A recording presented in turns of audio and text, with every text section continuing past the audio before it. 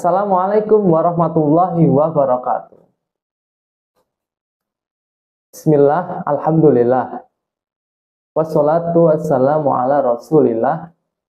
Asyhadu an la ilaha illallah. Wa asyhadu anna Muhammadan abduhu wa rasuluh la nabiyya ba'dah.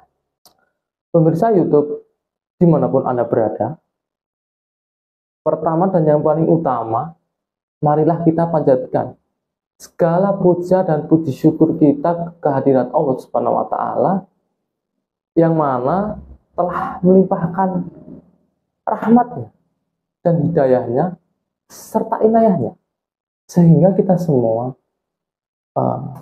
dapat masih diberi kesehatan, diberi kesempatan, yang terpenting masih diberi iman dan Islam. Maka dari itu, rasa syukur mari kita mengucap Alhamdulillahirabbil alamin. Sholawat serta salam semoga selalu senantiasa tercurahkan pada junjungan kita, pada panutan kita, pada Nabiullah Muhammad Sallallahu Alaihi Wasallam. Semoga kita bisa menjalankan sunnah-sunnah beliau dan kita mendapat syafaatnya di yaumul akhir nanti. Amin ya rabbal alamin. Pemirsa YouTube, dimanapun Anda berada, pada kesempatan yang baik ini saya akan menyampaikan sedikit kultum Ramadan, kultum singkat tentang kenapa kita itu harus sholat. Dalam hal ini, konteks sholat fardu. Sebelumnya, mohon maaf, sedang agak sedikit batuk, pemirsa. Terima kasih. Jadi, kenapa kita harus sholat? Nah, dengan kita menunaikan sholat, berarti kita sudah membuktikan keimanan kita kepada Allah Subhanahu wa Ta'ala. Tapi dalam Islam ada dua konteks, yaitu hablum minallah dan hablum minannas. Ketika kita sudah melaksanakan sholat, urusan kita dengan Allah atau hablum minallah kita sudah selesai urusannya. Ketika kita sudah salam, sudah selesai sholat, selesai urusan kita dengan Allah. Nah, kalau yang pertama urusannya dengan Allah, kita selesai, hablum minallah sudah selesai. Nah, terus apa kaitannya atau urusannya dengan manusianya? Apa hablum minannas ya? Maka turun surah ke-29, surah Al-Ankabut ayat 45.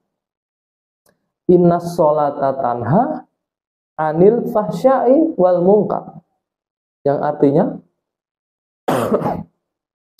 sesungguhnya sholat itu mencegah dari perbuatan keji dan mungkar. Nah, sholat yang benar ditunaikan atau yang benar dikerjakan, maka orang yang menunaikan sholat itu akan terbebas dari dua keburukan, baik fahsya maupun mungkar. Fahsya itu yang bersumber dari syahwat, contoh zina, pornografi, porno aksi, LGBT, kata-kata kotor, dan masih banyak yang lainnya. Jadi nggak ada orang yang sholatnya benar, orang yang sudah melaksanakan sholat dengan benar, dengan khusyuk. Nggak ada orang sholat itu suka berzina, nggak ada. Nggak ada kalau orang sholatnya benar itu masih suka dengan pornografi, nggak ada. Nggak ada orang kalau sudah menunaikan sholat dengan benar itu masih terjebak dalam LGBT. Itu nggak ada, nggak mungkin. Nggak ada orang yang sholatnya sudah benar masih terjebak atau melakukan sesuatu yang menyimpang, itu sangat mustahil. Contohnya, contoh paling gampangnya pada zaman dahulu di era dakwah Nabi jahiliyah, banyak sekali para pezina. Bahkan mereka segala jenis zina mereka khatam. Nah, tetapi setelah mereka itu dididik dengan sholat, hilang semua zina itu. Bahkan mereka memuliakan dengan sesama. Mungkar itu keburukan yang diingkari oleh hati, sumbernya nafsu perut dan akal. Nafsu perut itu contohnya karena terlalu lapar, dia mencuri. Ditambah dengan akal, dia korupsi. Nah, pemirsa YouTube dimanapun Anda berada, sapi itu makannya rumput. Nah, tapi ada orang makannya aspal. Nah, yang harusnya aspal itu ketebalannya 10 cm, itu cuma dibikin 5 cm, bahkan 2 cm. Nah, itu yang menyebabkan jalan-jalanan itu cepat rusak. Nah, itu juga mungkar namanya. Contoh lagi, mencuri, membuat hoax atau fitnah, menipu, sampai di kejahatan paling tinggi yaitu membunuh, itu juga disebut dengan mungkar. Nah, karena orang yang terjaga sholatnya bisa menjaga 5 waktu, bisa melaksanakan sholat dengan baik, dengan khusyuk, maka orang itu mustahil melakukan hal-hal tersebut. Karena saat dia selesai sholat, dia sudah terkoneksi dengan Allah Subhanahu wa Ta'ala. Maka begitu tuntas sholatnya, dia merasa diawasi oleh Allah Subhanahu wa Ta'ala. Jadi nyambung dengan Allah. Jadi ketika orang sudah sadar bahwa Allah itu mengawasinya, insya Allah dan pasti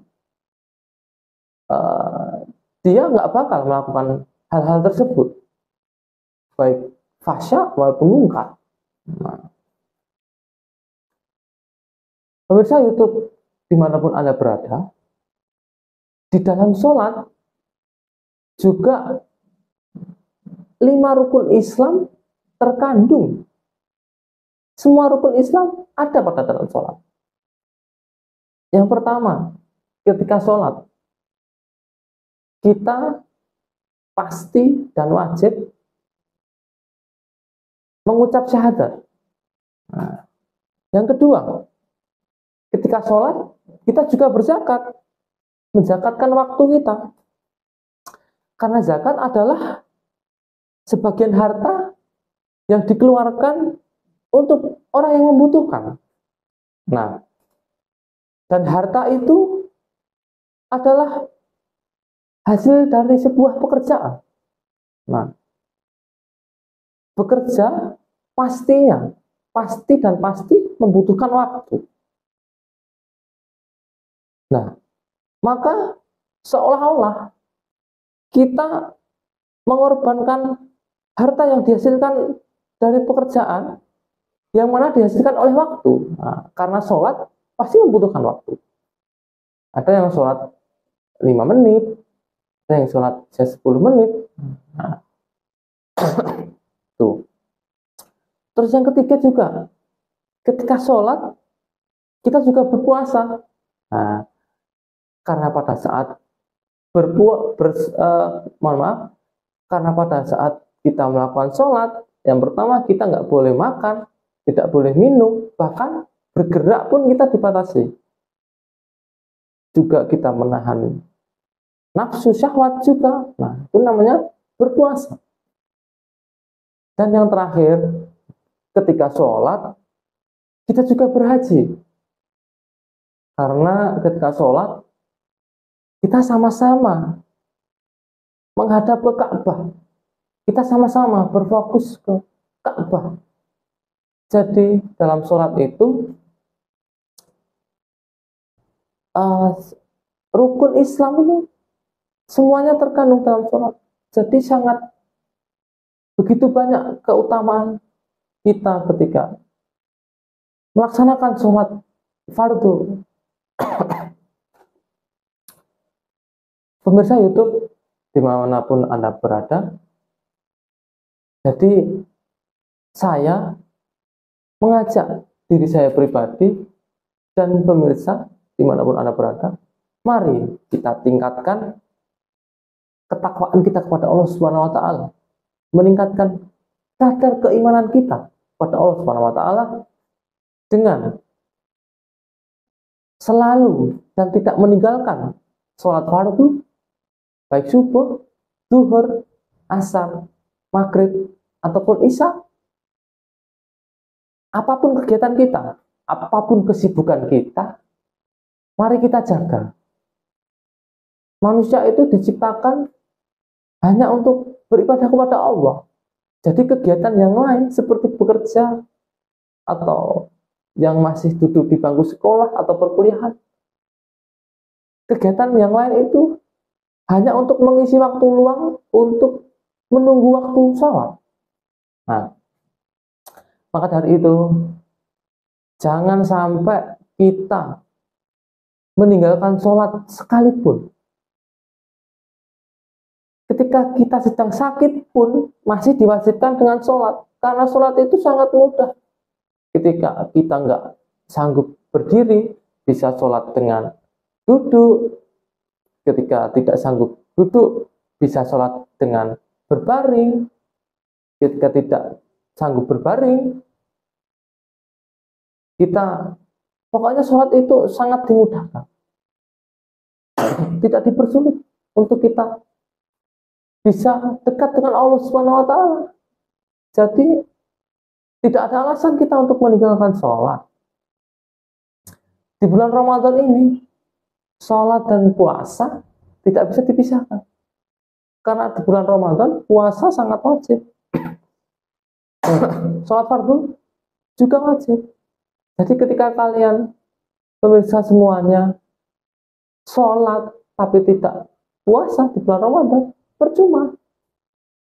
Nah, tapi kalau juga berpuasa, tidak sholat, sama-sama percuma. Jadi, mari kita tingkatkan keimanan kita dengan menjaga sholat, dengan melaksanakan semua perintah Allah Subhanahu wa Ta'ala, dan menjauhi segala larangannya. Terima kasih. Hanya itu yang dapat saya sampaikan pada kesempatan yang baik ini. Mohon maaf jika banyak kekurangan dan kesalahan. Wallahu muwaffiq ila aqwamit thoriq. Wassalamualaikum warahmatullahi wabarakatuh.